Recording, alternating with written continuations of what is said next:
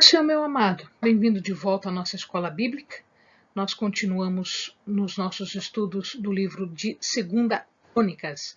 Então, pega a sua Bíblia, pega o seu caderno de estudos, ora ao Senhor, pede a Ele discernimento, entendimento, conhecimento, sabedoria, pede a Ele proteção, para que nós possamos desvendar dos seus mistérios. Vamos falar agora de Acasias. Dependendo do lugar da Bíblia que você lê, ele vai estar escrito Acasias ou Jeoacás. É a mesma pessoa com nomes diferentes. Acasias reina apenas um ano, durante o ano de 841 a.C., e ele é assassinado por Jeú. Este Jeú não é aquele profeta que falou anteriormente, não. Este Jeú é um soldado da tribo de Israel que foi ungido para ser rei de Israel. Então, ele mata Acasias antes de se tornar rei de Israel. Depois que Acasias morre, a sua mãe, Atália, ela vai até o palácio e ela mata todos os filhos de Acasias. Por que isso? Porque ela quer usurpar o trono e ela assume o trono. O que ela não sabe é que um dos filhos de Acasias sobrevive. Vamos ver como é que isso acontece? Então, quando Acasias vai visitar o seu tio, Jorão, rei de Israel, é o tio dele, né? Ele vai até lá porque Jorão havia feito guerra contra os sírios e foi ferido na guerra. Então, ele voltou, né, da guerra, ele foi para o vale de Jezrael, onde ele tinha uma casa, e ele foi lá se recuperar dos seus ferimentos. Acasias foi visitar o seu tio. Quando ele chega lá, o que acontece é que Jeú já está comissionado por Deus para destruir a casa de Acabe. Então, nesta oportunidade, Jeú chega até o local onde Jorão está e Acasias visitando ele, onde os dois estão, e ele acaba matando Jorão. Ele mata Jorão, mata toda a descendência de Acabe, né? Cumprindo uma profecia, conforme a gente já viu lá na história, e ele acaba assumindo o trono. Acasias está por ali e ele se vê em apuros também. E é nesta oportunidade que os homens de Jeú acabam ferindo Acabe. Ele foge de lá e ele é alcançado em Samaria. Ele é alcançado em Samaria e ali ele recebe ferimento fatal. E ele volta, fugindo, ele volta para Megido. Só que ele não chega vivo em Megido. Então, quando ele chega em Megido, ele já está morto. Então, veja lá, depois o seu corpo tem que ser levado até Jerusalém, a capital do Reino do Sul, até aqui embaixo. Quando a Thalia sabe disso, quando ela fica sabendo destas coisas, é que ela faz a morte de todos os descendentes. E ela não percebe que Joás acaba sobrevivendo. Joás tem 1 aninho, 2 aninhos de vida. E Joás é escondido por a sua irmã Josabete. Josabete, ela é esposa de Jojada, Joiada ou Jojada. Este homem nada mais é do que o sumo sacerdote de Judá. E aí ela não percebe que Joás está com Josabete, escondido ali, e é mantido escondido por uns 6 anos, mais ou menos, tá? Sob a proteção do sumo sacerdote de Joiada. Bom, Atália assume o governo e ela governa Judá de 841 até 835. Né? quando Joiada percebe, opa, agora chegou a hora de reintroduzir no trono o descendente de Davi.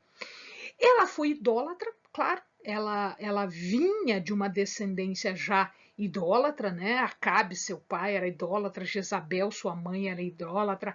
Ela fez tudo o que fez no reino de Judá, levando a idolatria, a apostasia ali. Ela fazia perseguição dos sacerdotes, dos levitas, ela praticamente destruiu o templo, destruiu o culto a Deus. Né? Então, Joiada, ele arquiteta um golpe para colocar Joás no trono, né? Porque ele era o único herdeiro sobrevivente. Então, ele reúne os levitas, os principais sacerdotes, aqueles que estavam na manutenção do templo que não podiam fazer nada por conta de Atalha. Ele conversa com os principais capitães, soldados e líderes de Judá. E ele vai enredando de uma tal maneira que num determinado dia eles trazem Joás até o templo, ungem Joás como rei, né? E depois começam a fazer festas, etc. Atalha ela ouve a festa toda, a sua atenção é chamada para isso e ela percebe que foi vítima de um golpe. Quando ela tenta fugir, os soldados a matam. Portanto, restitui-se, restaura-se o trono, né, que por um tempo muito minúsculo foi usurpado por Atalha. Joás assume então o governo. E ele assume o governo com o apoio integral e total do sumo sacerdote Joiada, que lhe criou, que lhe cuidou. Ele tinha aproximadamente uns 7, 8 anos quando ele assume o governo. Portanto, ele precisava de um auxílio. E por toda a sua juventude, por toda a sua adolescência, ele foi um rei muito preocupado com as coisas de Deus. Tanto isto é que ele restaurou o culto, ele restaura o templo, ele restaura todas as coisas para que o culto a Deus pudesse reiniciar. Então, ele junta dinheiro, ele junta pessoas, ele faz esforços para que as pessoas voltassem a adorar o verdadeiro Deus. Portanto, enquanto ele estava com a tutela de Joiada, ele andou integralmente nos caminhos do Senhor. Entretanto, Joiada já era uma pessoa de idade e ele acaba morrendo. A Bíblia diz que ele morre velho, farto de dias, com 130 anos. Mas a gente já viu que em algumas passagens da Bíblia, e eu já expliquei isso aos amados, que dizer farto de dias não quer dizer com muitos anos de idade, porque alguns morreram com menos idade, metade do que isso, e a Bíblia diz que eles morreram farto de dias. E eu já expliquei então aos amados que dizer farto de dias quer dizer que os dias foram vividos na presença de Deus. Portanto, eram dias contados, eram muitos dias na presença de Deus. Quando Joiada morre, Joás começa a escutar alguns conselhos que não são bons, que não são próprios. E ele acaba se desviando do caminho. Ele começa a apostatar da fé, ele começa a praticar idolatria, ele começa a desvirtuar o seu caminho. Quando Zacarias percebe isso, ele se sente na obrigação de fazer alguma coisa. Zacarias, quem era? É o filho de Joiada, e como Joiada foi sumo sacerdote, muito provavelmente, dizem os estudiosos, que muito provavelmente Zacarias era o sumo sacerdote daquela época. A gente não tem como afirmar com certeza, porque a Bíblia não fala isso. Então a gente não sabe com certeza se é isto. Entretanto, a tradição diz que é assim. Agora lembre-se, Zacarias, filho de Joiada, conviveu com o rei, porque Joiada criou Joás. Portanto, eles foram irmãos de criação e Joiada teve com ele, Joás, com maior carinho, com maior cuidado, porque ele estava preservando a sua vida e o seu trono. Zacarias então percebe aquilo tudo, vê que o rei está andando em mau caminho e ele se sente na obrigação de chamar atenção.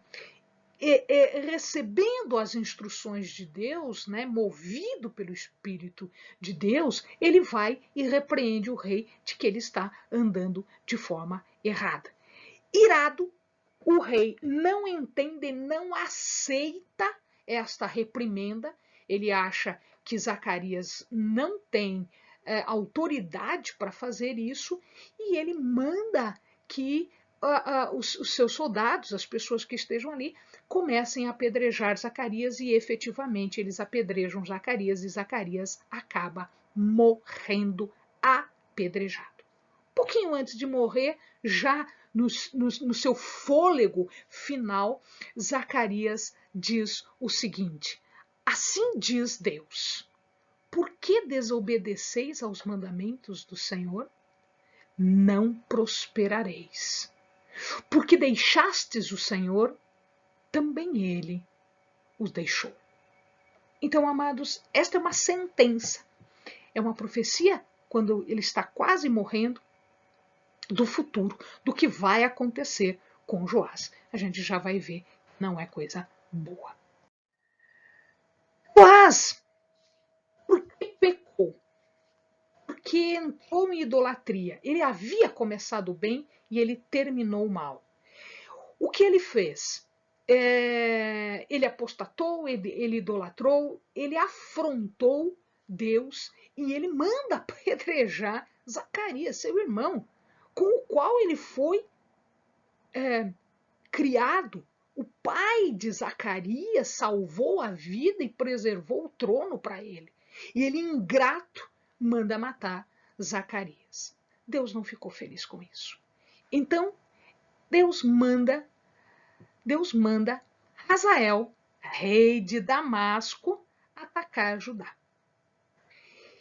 E ele é bem sucedido nisso. Tanto é bem sucedido que muitos dos nobres, aqueles que faziam a cabeça do rei Joás, aqueles que davam maus conselhos para o rei Joás, acabaram morrendo com isso, né?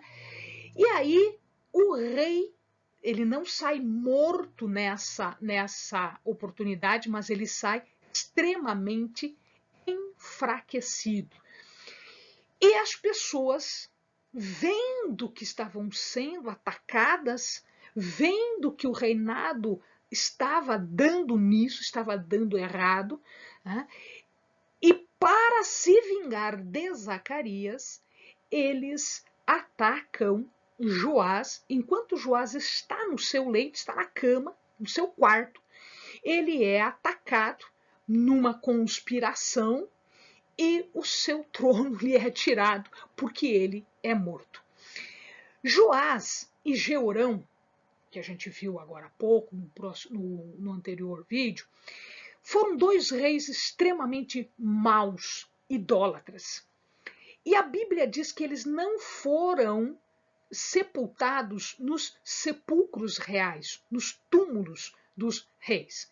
Todos os reis bons foram sepultados neste lugar. Foram chorados, lamentados e sepultados nesse local. Alguns reis, como a gente vai ver, não tiveram seu corpo depositado nos túmulos reais. Este é um deles, como Jorão também foi um deles.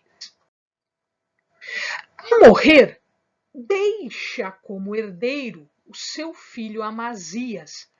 Amazias governa Judá de 796 a 767. E o primeiro ato dele, a primeira coisa que ele fez foi exatamente vingar a morte de seu pai. Então, ele sabia quem foram os assassinos, a Bíblia fala isso, e ele vai atrás e ele acaba se vingando destes assassinos. Logo em seguida, ele vai fazer guerra contra Edom, lá no sul, lá perto do deserto. Sua primeira guerra, portanto, foi contra Edom. Ele faz o quê? Ele reúne o seu exército e muito provavelmente Edom não estava pagando seus tributos, né? Porque o reino anterior estava um pouquinho fraco, eles viram que Hazael invadiu, matou e, em verdade, eles queriam se livrar dos tributos. Amazias não deixou, foi contra Edom e ele reúne um exército de soldados de Judá. Ele, achando que era insuficiente, ele contrata também alguns soldados de Israel. A Bíblia diz que ele paga 100 talentos de prata. Se a gente for converter isso, vai dar 3,75, quase 4 toneladas de prata para estes mercenários. E ele paga estas pessoas antes mesmo deles irem à guerra.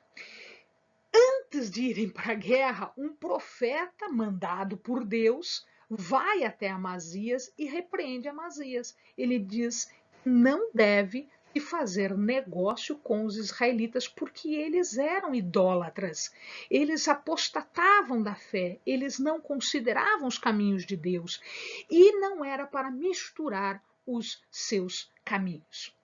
O rei ouve a palavra do profeta e despede os mercenários israelitas, não deixa eles irem à guerra. Estes mercenários ficaram muito ofendidos, eles ficaram furiosos. Eles imaginaram o seguinte: quem é esse rei que acha que nós não somos dignos de lutar lado a lado com eles? Ele está se achando o maioral, ele está se achando o grande. E aí eles se voltam contra o povo de Judá. Enquanto o rei está em guerra, eles fazem o caminho de volta, ou ida ou volta, né? Eles vão de Bet-Horon. A Bíblia não diz se é a Bet-Horon alta ou a Bet-Horon baixa, então pode ser ou aqui ou aqui. Eles fazem o caminho de volta para Samaria, para a cidade de Samaria, que era de onde eles vinham. Então eles fizeram todo este caminho aqui, assediando as pessoas, matando as pessoas, saqueando as pessoas. Tá? E eles chegaram a matar 3.000 homens. E pegaram o saque como se eles estivessem numa guerra e eles estivessem levando para casa o que eles achavam que era deles por causa da afronta que o rei havia feito. Bom, Amazias não precisava deles, tanto é que ele vence os edomitas. O problema é que quando ele venceu os edomitas, ele pegou as imagens, os ídolos dos edomitas e leva isso para Jerusalém. Então, vencendo os edomitas, ele traz para Jerusalém, né, para sua cidade, os deuses, os falsos deuses. E Deus se sente muito afrontado, porque ele dá a vitória para Amazias, e Amazias pega os deuses dos vencidos, que não puderam fazer nada, e leva para Jerusalém como se fosse grande coisa, dando então honra a quem não tinha honra. Deus fica muito irritado, ele manda um profeta, a Bíblia não fala o nome desse profeta, manda um profeta repreender Amazias. E o profeta faz essa reprimenda e o rei começa a ficar irado, não aceitando a reprimenda. Com receio de que acontecesse com ele o que tinha acontecido com Zacarias há pouquíssimo tempo, o profeta então fala o que tem que falar e sai fora. Ele vai para o seu lugar. Amazias, então, todo orgulhoso, não aceitando conselho, não aceitando reprimenda, não achando que está fazendo alguma coisa errada, ele quer se vingar por aquilo que os mercenários israelitas fizeram. O que ele faz? Ele declara guerra contra Israel. Ele declara guerra contra Israel. Mas isso já é, né, plano do Senhor. E aí ele faz a guerra contra o rei de Israel. Ele é morto. Ele é derrotado. Perdão, ele não é morto, ele é derrotado, ele fica rei vassalo, né? O rei de Israel morre antes dele e ele fica amargurando a sua derrota por quase 15 anos depois do rei de Israel ser morto. Nesse meio tempo, o rei de Israel saqueia as riquezas do templo e destrói todo o seu reino, deixando Amazias como cativo, já que ele não ouviu a voz de Deus, ele não foi obediente à voz de Deus, então Deus teve que fazê-lo cativo de uma forma diferente. Amém, amados? Bons estudos.